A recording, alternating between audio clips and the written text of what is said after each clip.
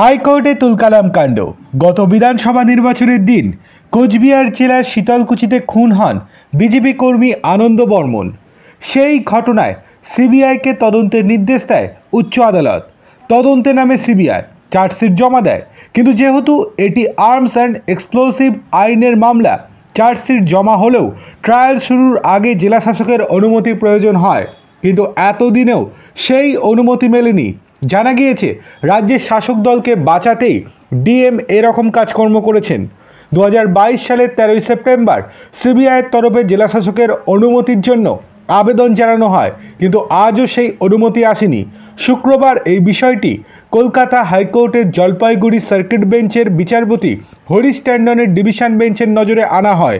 তারপরেই জেলা শাসককে তীব্র ভর্ৎসনা করেন বিচারপতি। ঘটনার সময় কোচবিহারের জেলা শাসক ছিলেন পবন কাদিয়ান। এখন এই পদে আছেন Arvind Kumar Meena. Deputy solicitor general of India Sudipta Majumdar জানান, শুক্রবার এই মামলায় এক অভিযুক্ত জামিনের আবেদন করেছিল।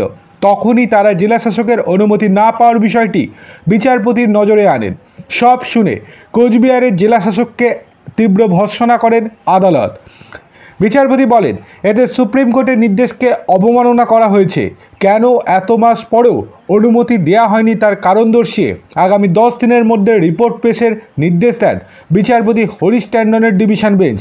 গত বিধানসভা নির্বাচনে শীতলকুচিতে দুষ্কৃতীদের গুলিতে মৃত্যু হয় বিজেপি কর্মী আনন্দ বর্মনের।